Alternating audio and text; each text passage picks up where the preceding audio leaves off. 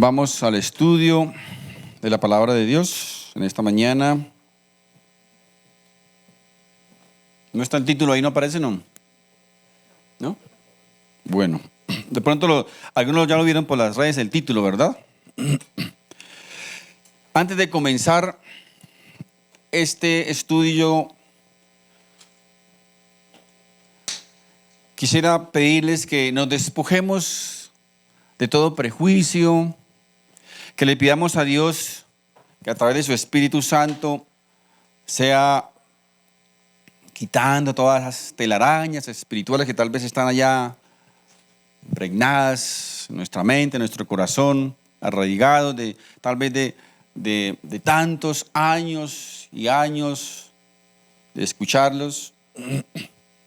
Es un tema demasiado polémico, pero es un tema demasiado mal interpretado y demasiado manipulado.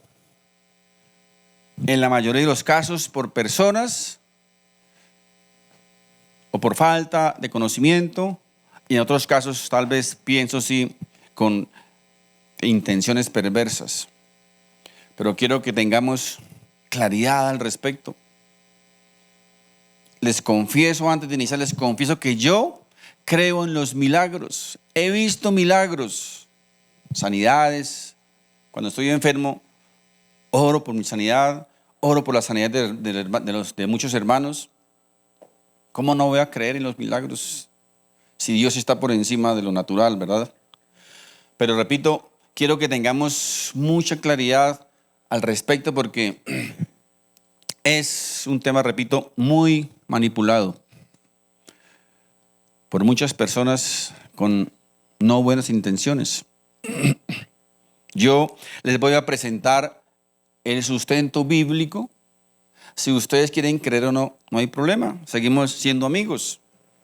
De hecho, la incredulidad no está en la mente, sino en el corazón. ¿Saben eso? Uno puede demostrarle a alguien las cosas, las evidencias, las pruebas, todo, y el incrédulo no va a creer. Porque la incredulidad, repito, está en el corazón. De hecho, hay una personita por ahí que creo que nos está viendo porque siempre nos ve. Yo le decía, ella cree en su virgencita. Yo le decía un día, mire, solo Dios tiene el atributo de la omnipresencia. O sea, solo Dios puede estar en todos lados al mismo tiempo, ¿verdad? Nadie más tiene ese atributo. Yo le decía, ¿cómo cree usted que la virgencita va a escuchar la oración de alguien que ora en Bogotá, otro en Bucaramanga, en la costa, en Estados Unidos, en Europa? ¿Cómo hace para escucharlo si no tiene ese atributo? Y decía, bueno, pero yo no sé cómo, pero yo sigo rezándole a mi virgencita. Fíjense que mis hermanos, que la incredulidad está en el corazón. Ahora, de paso, yo quiero decirles que nosotros como cristianos amamos a María, creemos en María. ¿Cómo no vamos a amarla? Creo que es la más santa de las santas, pero no la adoramos porque no es diosa, ni la deificamos porque no es deidad, sencillamente eso. Así que mis hermanos, repito, este tema es muy polémico, pero yo les voy a presentar todos los sustentos bíblicos para que ustedes en su casita, si quieren, anoten los textos, en su casita los repasan, los releen, le pidan al Espíritu Santo que les ilumine, que les traiga revelación en todos estos textos. Amén. Vamos a leer, comenzando en la primera carta a los Corintios, en el capítulo 14. Capítulo 14, vamos a leer del verso 29 al verso 33. Dice la palabra de Dios: asimismo, los profetas hablen 2 o 3 y los demás juzguen. Y si algo le fuere revelado a otro que estuviere sentado, calle el primero, porque podéis profetizar todos uno por uno, para que todos aprendan y todos sean exhortados. Y los espíritus de los profetas están sujetos a los profetas, pues Dios no es Dios de confusión, sino de paz. Aquí lo que el apóstol Pablo nos está diciendo es que una supuesta palabra profética inspirada por el Espíritu Santo y dada a la iglesia, dada al pueblo de Dios, es falsa si no es evaluada críticamente por hombres de Dios. Además, si esa profecía no edifica con paz el cuerpo de Cristo, pues una vez más es una profecía falsa. A lo largo del Antiguo Testamento, tales profecías confundían al pueblo de Dios y lo manipulaban y traía como consecuencia castigo. Así que hoy, en nuestros días, estas falsas profecías, mis hermanos, que escuchamos a diario por las redes sociales, están inundados. Usted entra a YouTube, está inundado de un montón de profecías falsas. Esas mismas profecías, mis hermanos, a traer también consecuencias para el pueblo de Dios. Debemos tener, mis hermanos, como les decía al comienzo, un marco bíblico, un sustento bíblico para poder creer y aceptar tantas cosas que escuchamos. Vayamos por favor al libro de Deuteronomio, en el Antiguo Testamento, libro de Deuteronomio, en el capítulo 18. Capítulo 18, verso 20 dice de la siguiente manera: el profeta que tuviere la presunción de hablar palabra en mi nombre, aquí está hablando Dios, ¿no? El profeta que tuviere la presunción de hablar palabra en mi nombre, a quien yo no le haya mandado hablar, o que hablare en nombre de dioses ajenos, el tal profeta morirá. Tremendo, ¿verdad? ¿Qué tal que esto se aplicara hoy día? ¿Cuántos profetas falsos estarían ya debajo de tierra? Deuteronomio capítulo 18, verso 22, ahí más adelante. Si el profeta hablare en nombre de Jehová y no se cumpliere lo que dijo, ni aconteciere, es palabra que Jehová no ha hablado. Cuando no se cumple lo que alguien dice, no, es que fulano, es que el Dios me habló que fulano va a ser presidente de esta nación, que fulano va a hacer esto, que fulano va a hacer lo otro. Las profecías, todos repiten lo mismo siempre. Cuando no se cumple eso, dice, es falsa profecía, y quien la dice, pues es un falso profeta, obviamente. Jeremías capítulo 14, verso 14 dice: me dijo entonces Jehová, falsamente profetizan los profetas en mi nombre, no los envié, ni les mandé, ni les hablé. Visión mentirosa, adivinación, vanidad y engaño de su corazón os profetizan. Mis hermanos, el verdadero mensaje profético en el Espíritu es la proclamación del Evangelio Salvador del Señor Jesucristo. Ese mensaje profético, mis hermanos, no tiene duda. La proclamación del Evangelio Salvador del Señor Jesucristo. Las falsas predicciones modernas crean, mis hermanos, por un lado, falsas expectativas e ilusiones en el creyente. Y por otro lado, causan a veces ansiedad, miedo, temor, angustia a las personas que las escuchan. Mucho de lo que escuchamos hoy día como profecía, mis hermanos, no ofrece ninguna corrección a la iglesia, no edifica la iglesia para nada, no edifica el cuerpo de Cristo. Son solo manipulaciones peligrosas para el cristianismo.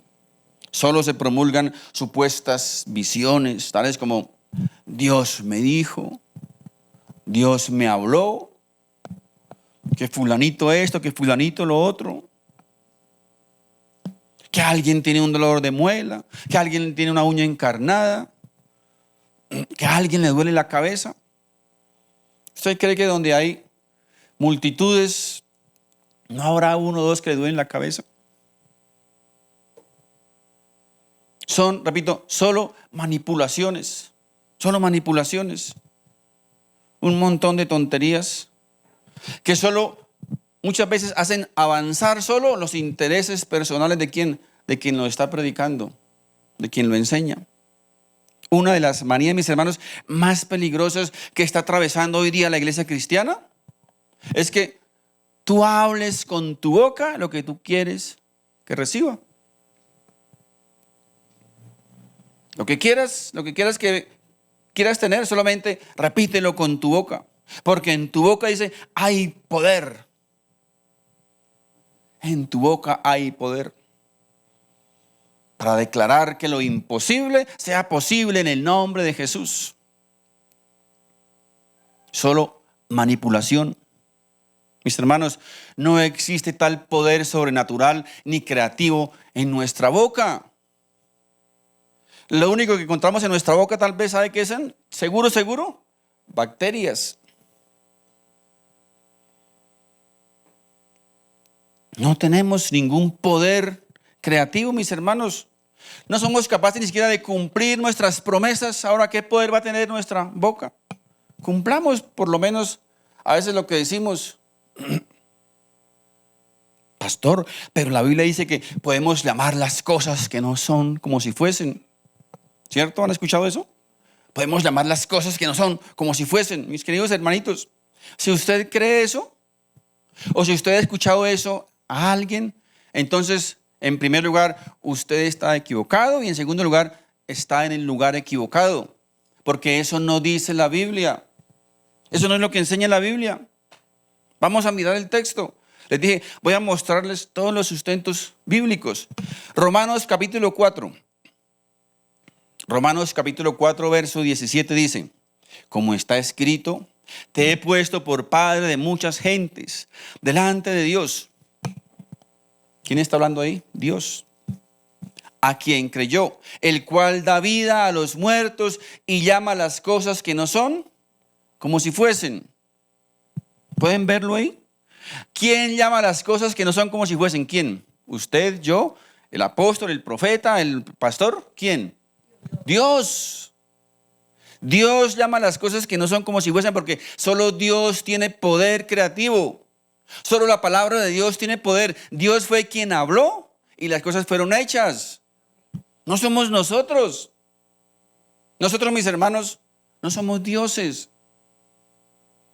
No somos capaces de portarnos como verdaderos cristianos y que queremos igualarnos ya a Dios. Ah, pastor, pero ahora sí. La Biblia dice que la voluntad de Dios es que todos prosperemos, así como prospera nuestra alma. ¿Han escuchado también eso? La voluntad de Dios es que todos prosperemos, así como prospera nuestra alma. ¿Eso dice la Biblia? Sí lo dice, ¿verdad? Pero no como quieren hacérnoslo creer los falsos predicadores de la prosperidad y el pensamiento positivo. Vamos a ver qué dice el texto. Tercera de Juan, como dice alguien, tercera de Juan. Tercera de Juan, capítulo 2. Vamos a leer el verso 1, dice, el anciano Agayo. Pónganme cuidadito que estén muy atentos porque si no, no vamos a entender. Dice, el anciano Agayo, ¿verdad? Es decir, ¿quién está escribiendo? Juan, ¿verdad? Juan está escribiendo. ¿A quién le escribe? A Gayo, un amigo, ¿verdad? Es algo normal. Él escribe una carta a un amigo Gayo. Dice, a quien amo en la verdad. Amén, por eso, ¿verdad? Debemos amar a nuestros amigos y desearles lo mejor, ¿cierto? Así que Juan, el apóstol Juan, le escribe a su amigo Gayo y le dice que lo ama. Y tiene un deseo para Gayo, un deseo de él, que no está mal tener deseos para nuestros amigos, ¿verdad? Tenemos que tener buenos deseos para nuestros amigos. Por eso Juan le dice, amado, yo deseo que tú seas prosperado en todas las cosas y que tengas salud, así como prospera tu alma. ¿Entendieron? Juan le desea eso a su amigo. No es una promesa que Dios para todo el mundo, para todos los creyentes, todos los cristianos. No. Fíjense cómo, mis hermanos, cómo la gente a veces tergiversa y manipula los textos bíblicos. Repito, muchas veces por ignorancia, otras veces con intención. Pero no es eso, repito, lo que nos quieren hacer creer.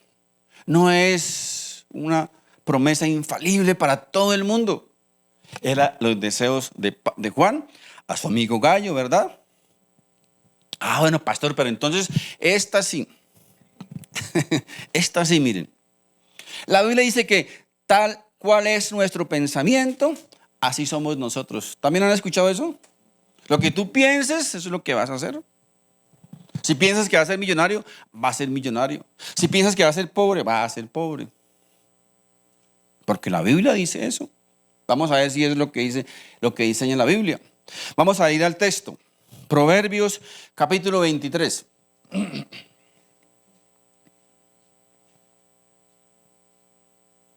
Dice el texto, verso 7. Porque cuál es su pensamiento en su corazón, tal es él. Este es un texto muy conocido por los de la prosperidad, ¿cierto? Porque cada ratico lo están lanzando. Entonces hay que pensar, siempre tiene que pensar en que va a ser rico, que lo mejor, porque si no, va a tener problemas. Miren, mis hermanos, basta aquí un toquecito de hermenéutica, mirando por lo menos el texto anterior, el verso anterior, para que nos demos cuenta de qué está hablando esto. Miren, el verso 6 dice, no comas pan con el avaro, ni codicies sus manjares, porque cuál es su pensamiento en su corazón, tal es él. ¿A quién se refiere? Al avaro, ¿cierto? Está hablando del avaro. Y si no coma pan con él, porque como es él, como él piensa él, así es él. Solo riquezas, solo cosas materiales, ¿verdad? Entonces fíjense, mis hermanos, cómo se puede tener claridad en muchos textos, repito, que son muy manipulados por personas con malas, tal vez intención o desconocimiento. Ahora, otro. Este sí, pastor, ahora sí. La Biblia dice que la vida y la muerte están en poder de la lengua. ¿Han escuchado? Muchas veces, ¿no? La vida y la muerte están en poder de la lengua. ¿Dice eso la Biblia? Claro que sí, ¿cierto? Sí lo dice la Biblia. Pero si vamos al texto y miramos su contexto, vamos a poder entender o tener claridad de qué está hablando ahí el escritor. ¿De qué habla todo ese contexto? De chismes, mentiras, está hablando de habladurías, murmuraciones, todas esas cosas que nosotros conocemos y que a Dios no le agrada, ¿verdad? Está hablando el contexto de todo eso. No está diciendo ahí de que si yo digo me muero, me morí. No se refiere a nada de eso. O que si yo digo algo, entonces lo que yo pronuncie con mi boca, eso se tiene que cumplir. No está hablando nada de eso. Repito, chismes, habladurías, comentarios, murmuraciones, cosas que, repito, cuando nosotros caemos en ese juego, ¿saben qué?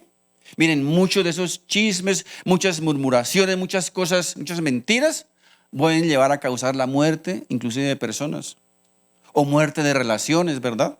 De personas. Y ahí en ese contexto es donde se aplica que la vida y la muerte está en el poder de la lengua. De hecho, la Biblia dice que nosotros vamos a ser juzgados por todas las palabras que decimos, ¿cierto? Y ahí entonces lo que nosotros pronunciamos, pues que está revelando el carácter de la persona que está hablándolo. Y en el día del juicio, esas palabras, mis hermanos, nos van a acusar o nos van a absolver. Y ahí también se aplica entonces el poder de la vida y la muerte están en nuestra lengua. Pero no tiene nada que ver con lo otro, mis hermanos, nada que ver con lo otro. Que lo que usted pronuncia, eso sucede. Como por arte de magia. Miren, escuché a un exponente de esta doctrina que escribió un libro por ahí.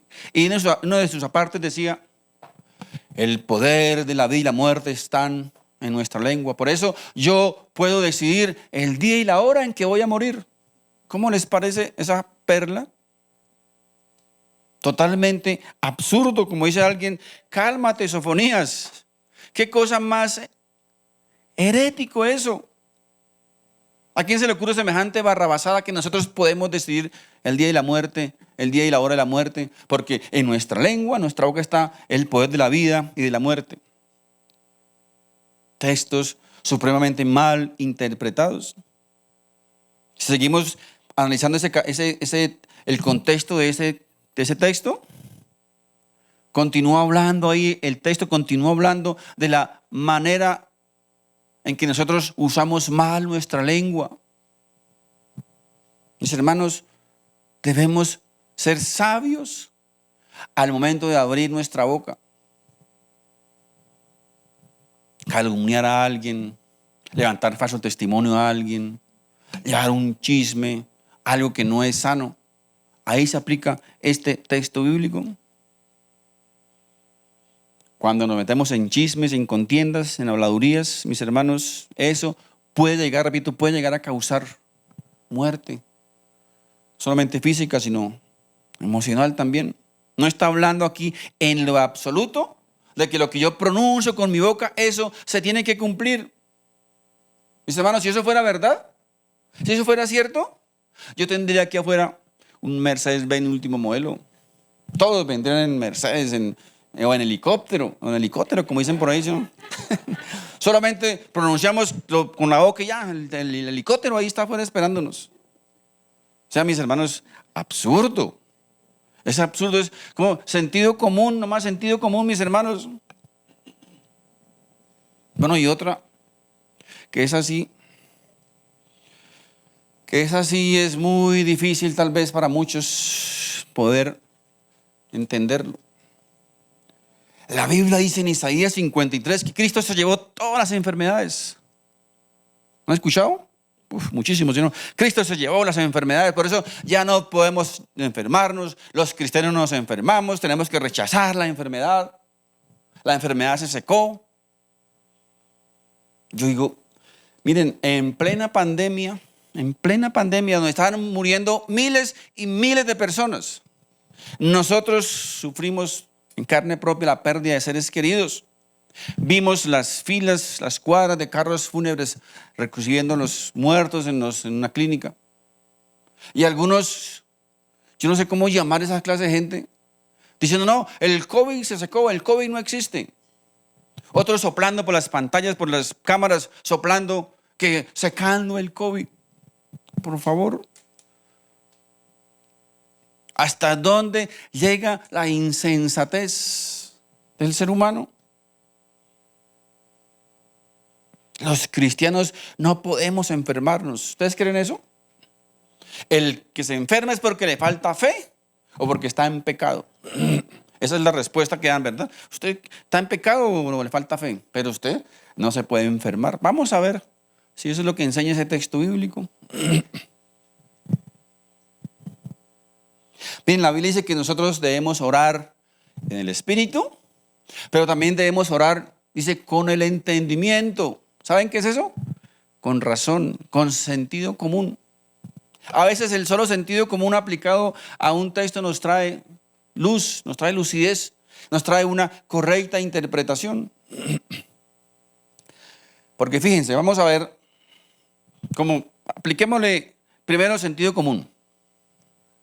Si Cristo se llevó las enfermedades todas en la cruz del Calvario hace más de 2000 años, entonces pónganle cuidado a lo siguiente. ¿Por qué el escritor Santiago, inspirado por el Espíritu Santo, nos enseña que cuando alguien esté enfermo, los ancianos de la iglesia deben orar por él y ungirlo con aceite para que Dios lo sane? O sea, la Biblia no puede contradecirse, mis hermanos. ¿Cómo así esa contradicción? Si Cristo se las llevó, ¿por qué nos manda a otro lado a orar por los enfermos? O sea, no concuerda, ¿verdad? No concuerda. Ahora,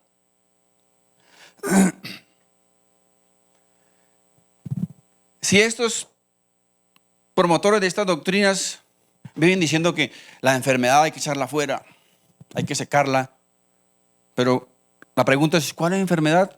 Luego no se las llevó Cristo. Otra contradicción, ¿verdad? Si Cristo se las llevó, ¿por qué las vamos a echar fuera? Supone que no existen, ¿cierto? Porque si las llevó, pues no existen. Es obvio.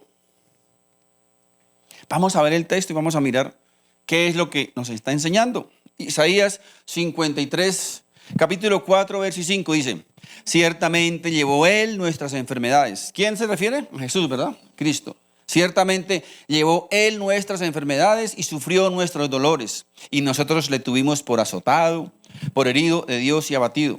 Mas él, Jesús, herido fue por nuestras rebeliones, molido por nuestros pecados. el castigo de nuestra paz fue sobre él y por su llaga fuimos nosotros curados.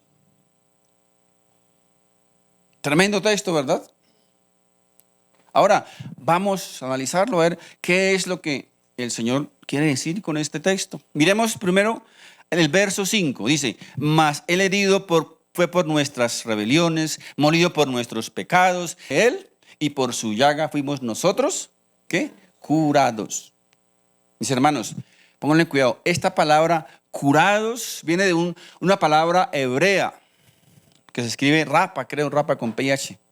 Y esa palabra, mis hermanos, en su original tiene dos significados. Curación física y curación espiritual. Dos interpretaciones, como por ejemplo, en nuestro idioma la palabra vino, ¿sí no? Tiene dos significados, ¿cierto? ¿Vino de qué? Vino de que a algunos les gusta el vinito. ¿Y vino de qué? De venir, ¿cierto? Usted dice la misma palabra, es igualita. Así pasa con esta palabra. Es igualita. Se usa en los dos contextos, en el espiritual y en la sanación física. Ahora, vamos a ver un ejemplo de esto. Jeremías capítulo 3, verso 22 dice, convertíos hijos rebeldes. ¿Está hablando de quién? De rebeldes, ¿verdad? No está hablando de enfermos físicos. Convertíos rebeldes y os, ¿qué? Sanaré. Os sanaré de vuestras rebeliones. Esa palabra es la misma que está anteriormente, sanaré. ¿De qué está sanando aquí? Del pecado, si no, está sanando del pecado. Es la misma palabra. La misma palabra que está en el verso de Isaías 53. El contexto lo explica. Está hablando, repito, de una enfermedad espiritual, porque mis hermanos, el pecado es una enfermedad. ¿Sabía eso? El pecado es una enfermedad espiritual, es la peor de las enfermedades. La peor, porque nos lleva a la condenación eterna.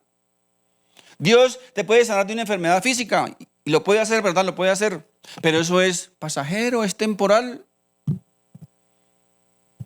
Jesús levantó a Lázaro entre los muertos, lo resucitó, pero ¿sabe qué pasó? Que tiempo después tal vez Lázaro se enfermó y volvió a morir. Es algo temporal. La peor enfermedad, mis hermanos, es el pecado.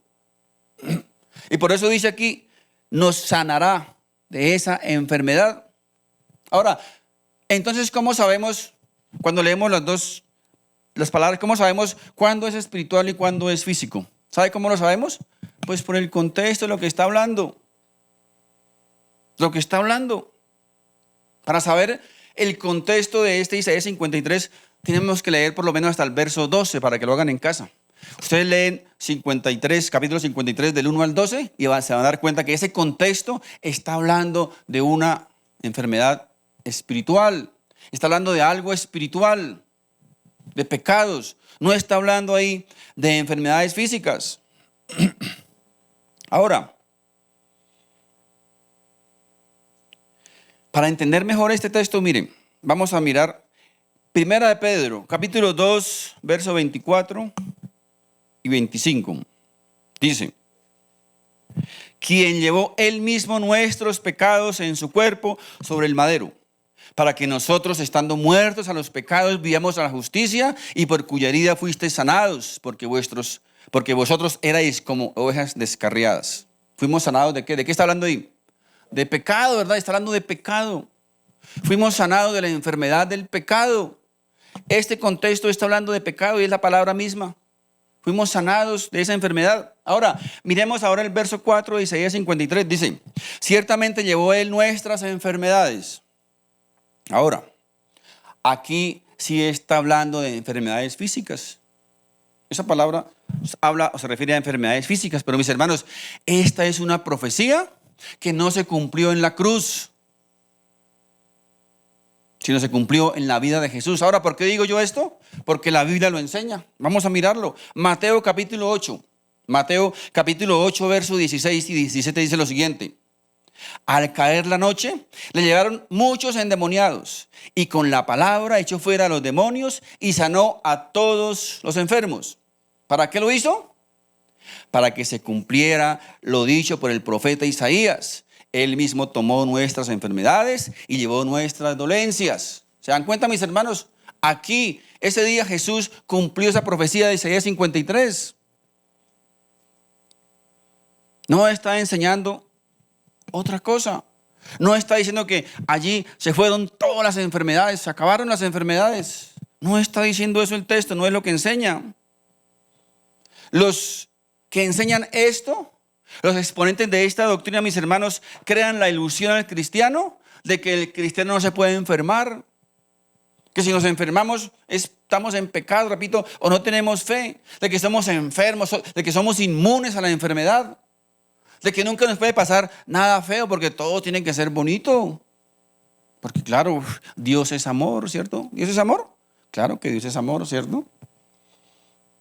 Pero de la misma manera en que Dios, o que nosotros como papás expresamos amor a nuestros hijos con una nalgadita, ¿cierto? Con una barrita. De la misma manera Dios expresa amor hacia nosotros con disciplina.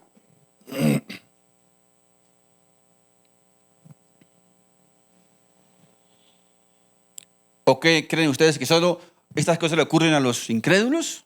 Es que los que se enferman son los incrédulos. A nosotros no, nada de eso. Tenemos que rechazar todas esas cosas, no aceptarlas. Miremos a ver si la Biblia enseña que los cristianos somos inmunes a todas estas cosas. Apocalipsis capítulo 21. Apocalipsis te dice: enjugará Dios toda lágrima de los ojos de ellos, y ya no habrá más muerte, ni habrá más llanto, ni clamor, ni dolor, porque las primeras cosas, ¿qué dice? Ya pasaron. A ver, ¿por qué dice aquí, por qué dice el texto que en el cielo, en la Nueva Jerusalén, Dios terminará con el llanto, con el dolor, con el sufrimiento? ¿Por qué? Supuestamente no existen aquí, ¿cierto? Pero ¿qué dice Dios que Él va a acabar con todo eso? Porque mis hermanos, estamos todavía aquí en la tierra, en este mundo, no estamos en el paraíso todavía. Y aquí estamos expuestos. Nos enfermamos, nos entristecemos, a veces nos deprimimos, a veces nos sentimos mal, sufrimos, ¿verdad? Pero ¿saben cuál es la buena noticia? Que no estamos solos, mis hermanos, para eso. No estamos solos, ¿verdad? Jesús está con nosotros. Dios está contigo para ayudarte en esos momentos de dificultad, de aflicción. Pero son una realidad. Miren, mis hermanos, miremos unos poquiticos ejemplos de discípulos creyentes. No estoy hablando aquí de incrédulos, de ateos. Discípulos creyentes. Se enfermaron. Segunda de Timoteo capítulo 4, verso 19 al 20 dice: saluda a Prisca y a Aquila y a la casa de Onesíforo. Erasto se quedó en Corinto y a Trófimo dejé en Mileto enfermo. Estaba enfermo este discípulo del Señor. Qué falta de fe, ¿verdad? ¿Quién sabe qué habría hecho? Porque estaba enfermo. Hechos capítulo 9, verso 36. Había entonces en Jope una discípula llamada Tabita, que traducido es Dorcas. Esta abundaba en buenas obras y en limosnas que hacía. Aconteció que en aquellos días enfermó y murió. Tremendo, ¿verdad? Se murió, se enfermó, pero ¿cómo así que se enfermó? ¿Por qué los apóstoles no decretaron sanidad sobre ellas? ¿Por qué no declararon sanidad? ¿Por qué? ¿Cómo dejaron que se muriera esta buena mujer? Filipenses 2:26. Él tenía gran deseo de veros a todos vosotros y se angustió mucho porque os habíais enterado de su enfermedad. En verdad, estuvo enfermo a punto de morir. Wow, se enfermaban los discípulos del Señor, también se enfermaban. Pablo le dijo a Timoteo en su primera carta, en el capítulo 5, verso 23: ya no bebas agua, sino usa de un poco de vino por causa de tu estómago y de tus frecuentes enfermedades. Vivía enfermo tal vez todos los días, vivió del médico todos los días. La pregunta es: ¿por qué Pablo no le mencionó aquí, no le citó Isaías 53? ¿Por qué? ¿Será que Pablo no conocía Isaías 53? ¿Por qué no le decretó sanidad? O tal vez era que vivía en pecado. No le dijo Pablo: no aceptes eso, rechaces esa enfermedad, no la aceptes en el nombre de Jesús. ¿Hasta dónde, mis hermanos, ha llegado la altivez y el orgullo de hoy día? Personas, no, es que no acepto lo que Dios manda para mí, no acepto. Mi amigo, a Dios le interesa un pepino que usted lo acepte o no. Dios es Dios y Él hace lo que quiere, cuando quiere y como quiera. Miren, todos estos pensamientos, estas doctrinas, ha llevado o está llevando hoy día a muchas personas a declarar tales cosas como: declaro prosperidad hasta que sobreabunde. ¿A quién no le gusta? Suena bonito, ¿cierto? ¿A quién no le gusta eso? Declaro riquezas hasta que sobreabunde. Declaro que nunca te enfermarás. Declaro sanidad total para toda tu familia. Declaro que esta ciudad es para Cristo. Que este país es para Cristo. Lo declaro y lo decreto. O sea, suena bonito. ¿Quién no va a querer un país para Cristo, una nación para Cristo? Pero, mis hermanos, eso no es posible. La Biblia no enseña eso. No todos van a creer. Ahora, la pregunta es: si tú declaras, confiesas, estableces, decretas, ordenas, y lo que tú dices se cumple, entonces la pregunta es: ¿para qué queremos a Dios? ¿Para qué quieres a Dios entonces? ¿Para qué? Pues tú eres Dios. Dios ahí sobra, ¿para qué? Solo decrételo, ordénelo y recíbelo. Ya, no hay problema. Ahora, si esto fuera verdad, además, si esto fuera verdad, que usted debe declarar, decretar, confesar, ordenar, para que las cosas vengan o para que el favor de Dios venga a su vida, entonces permítame decirles que Dios dejaría de ser Dios. ¿Saben por qué? Porque Dios es absolutamente y total justo. En Dios no hay ni un ápice de injusticia, ¿cierto?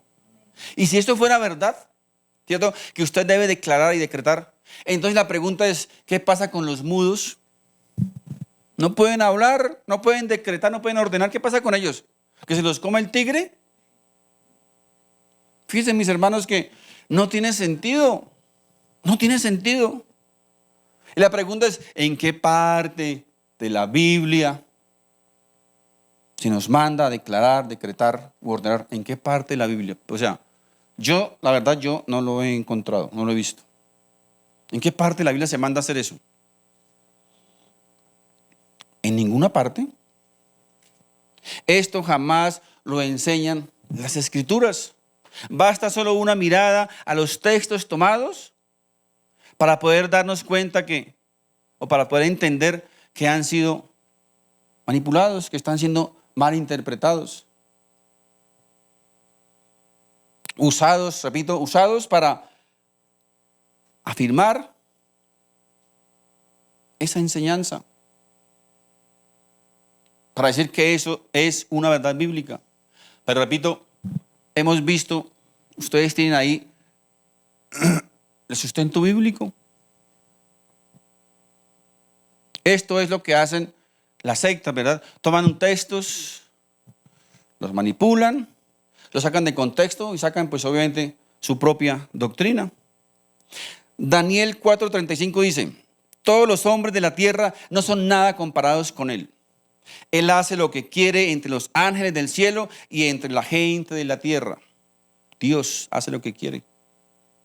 Nadie puede detenerlo ni decirle: ¿por qué haces estas cosas? Porque es que, mis hermanos, Él es Dios, no somos nosotros.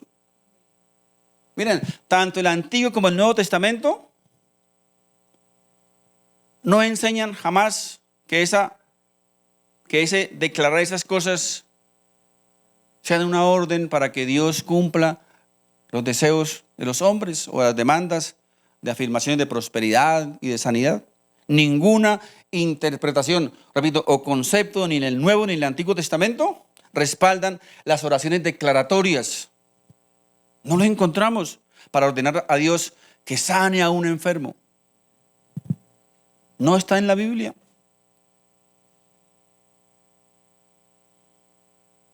Así que si las Escrituras nos dan por sentado, nos dan por hecho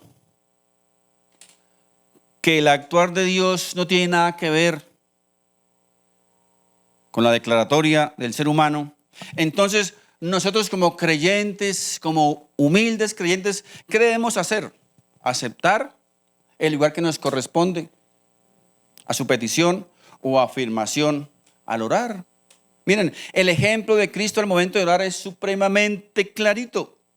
Mateo capítulo 6, verso 10. Venga tu reino, hágase tu voluntad. Hágase tu voluntad. El mismo Señor Jesucristo, por favor, hágase tu voluntad como en el cielo, así también en la tierra. Mateo capítulo 26, verso 42. Otra vez fue y oró por segunda vez diciendo, Padre mío, si no puede pasar de mí esta copa sin que yo la beba, hágase tu voluntad. El Señor Jesucristo nos está enseñando cómo es nuestra oración.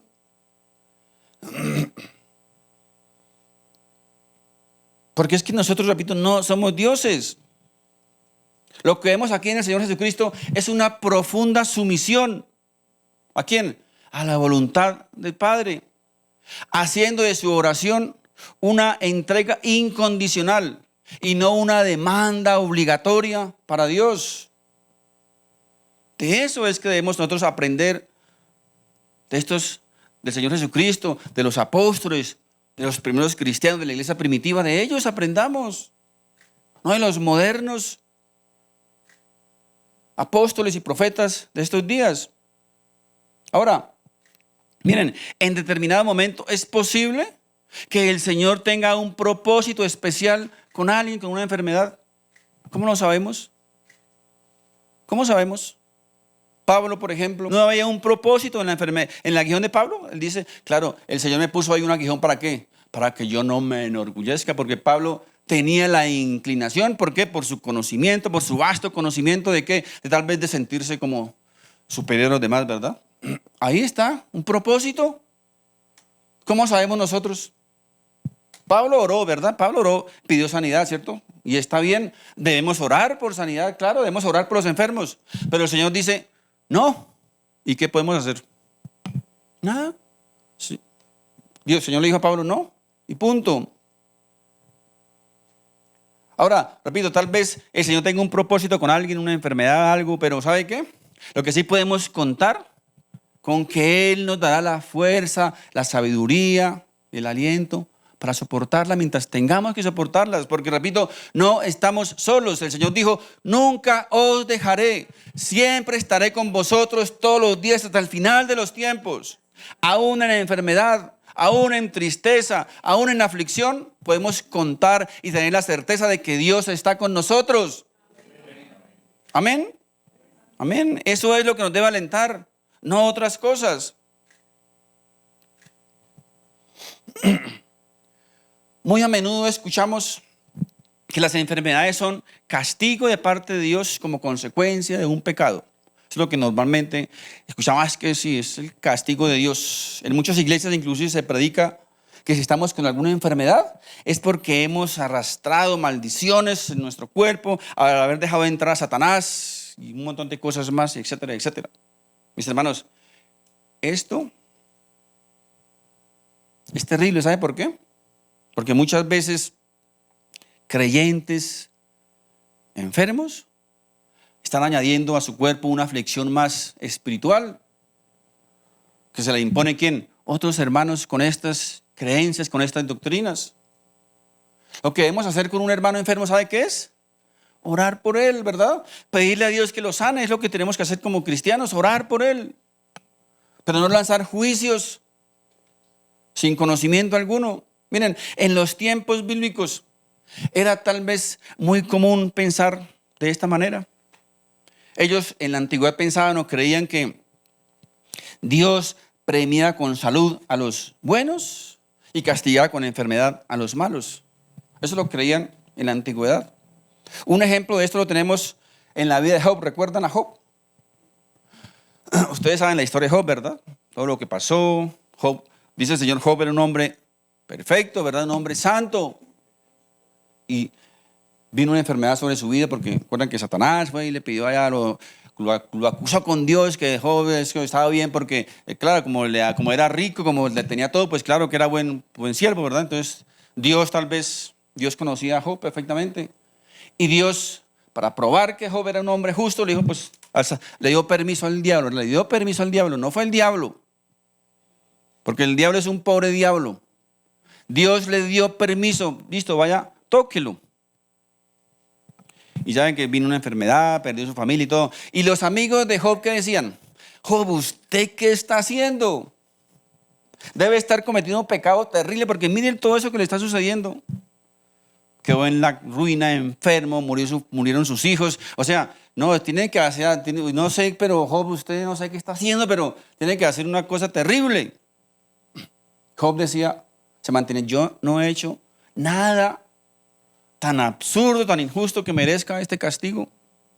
Mis hermanos, al final, ¿sabe qué?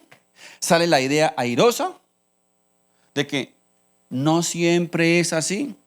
En ocasiones, la enfermedad y la aflicción no tienen una relación directa con el pecado, no siempre. A veces sí, pero no siempre. Por ejemplo, miren, el Evangelio de Juan, capítulo 9, verso 1 al 2 dice: al pasar Jesús vio a un hombre ciego de nacimiento a sus discípulos, diciendo: Rabí, ¿quién pecó, este o sus padres, para que haya nacido ciego? Fíjense, la idea que tenían los discípulos es que la ceguera de este hombre era por el pecado de sus padres, ¿verdad? Era por un pecado que habían cometido. Y la curiosidad de los discípulos radicaba en que ellos querían saber, eran como chismositos, ¿no? Querían saber quién era el pecador, si era el papá o el niño. Algo absurdo porque el niño acaba de nacer, o sea que como quien dice, ellos pensaban que el niño había pecado dentro del vientre de la mamá. Absurdo. Pero esa era, digamos, esa es la curiosidad de los apóstoles. ¿De quién era la culpa de que el niño hubiese nacido enfermo? Miren, la respuesta de Jesús le saca de esa mentalidad.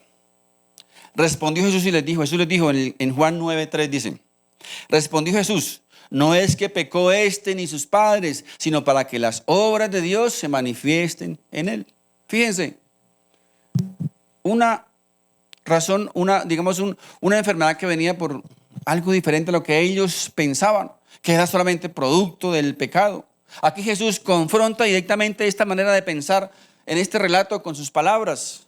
Y allí, mis hermanos, en ese texto nos advierte sobre no considerar todas las enfermedades como producto del pecado o como obra de Satanás. No todas las enfermedades tienen un solo origen, mis hermanos. En la Biblia encontramos varios orígenes que vamos a ver ahora tal vez del pecado.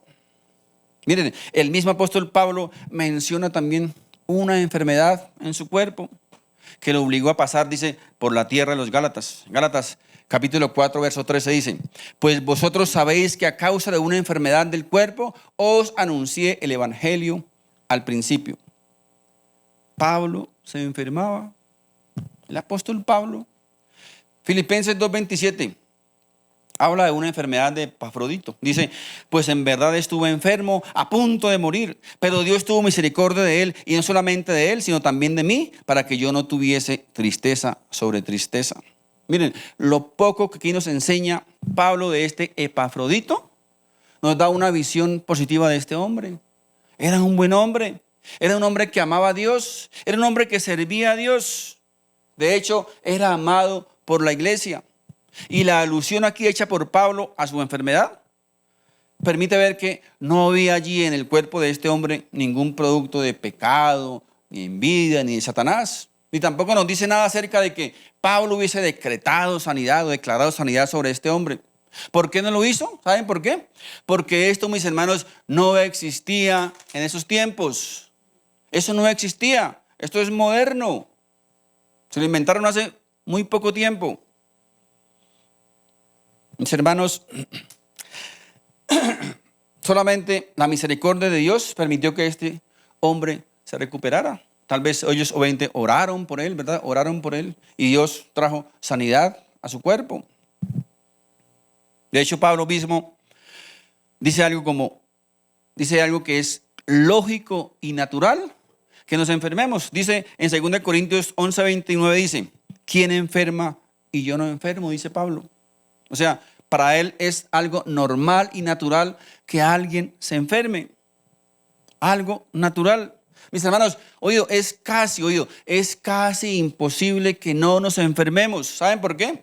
Porque mientras estemos en este mundo, en este cuerpo, que está sujeto a las enfermedades, miren, existe una ley de Dios que la naturaleza debe obedecer y se llama la ley de la entropía.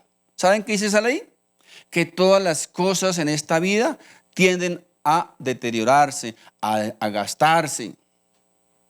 Si tú no lo quieres creer, te invito para que cuando llegues a tu casa saque el álbum familiar y mire una fotico de hace 20, 30, 40 años, a ver quién está mejor. Ahí estaba mejor allá o ahora. Todos, mis hermanos, tiende a deteriorarse. Nuestros cuerpos se debilitan, nuestros cuerpos se desgastan, se enferman y algún día nos vamos a morir. Eso es algo normal y natural. Hombre, si no nos enfermáramos, pues nunca nos moriríamos. Es absurdo. Tenemos que entender también que las enfermedades las enfermedades tampoco nunca vienen solamente del diablo. Porque es que la enfermedad es del diablo. Hay muchas fuentes de enfermedad. Mire, cuando rompemos leyes naturales, por ejemplo, nos podemos enfermar, ¿cierto? Dice, como consecuencia del pecado y la desobediencia, sí, pueden haber enfermedades. Para ser probados en nuestra fe, también hay enfermedades. Para que Dios sea glorificado, como el ejemplo que vimos, Dios sea glorificado en una sanidad. Para protegernos de qué? Del orgullo y la vanagloria, como el apóstol Pablo. Fíjense, la Biblia muestra varias fuentes de las enfermedades, no una sola fuente.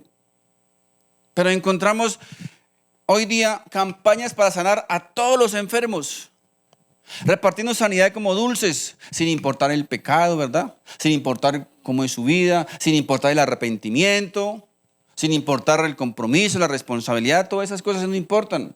Solo recibe sanidad. Suponiendo que reciben sanidad, pero la pregunta es, ¿para qué les va a servir esa sanidad? ¿Para qué? Si van a morir y van a ir al infierno. Eso, mis hermanos, es algo secundario. Y una vez más les repito, yo creo en los milagros. He visto milagros. Dios es un Dios sobrenatural. Así como cuando un imán levanta un objeto metálico del piso, esa ley de ese imán, ¿verdad?, está por encima de la ley de la gravedad. Así Dios está por encima de la ley humana, de la ley física, y por eso Dios tiene el poder de sanar, de hacer cosas extraordinarias. Pero mis hermanos, solo Dios tiene la soberanía. Él es el que decide, no nosotros, no el hombre. Si este mensaje ha sido de bendición para tu vida, te invito para que te suscribas a este canal, compartas este video con tus familiares y amigos y así juntos podamos llevar la palabra de Dios. Si vives en Bogotá, te invito a nuestras reuniones presenciales todos los domingos a las 11 de la mañana en la dirección que aparece en pantalla. Dios te bendiga.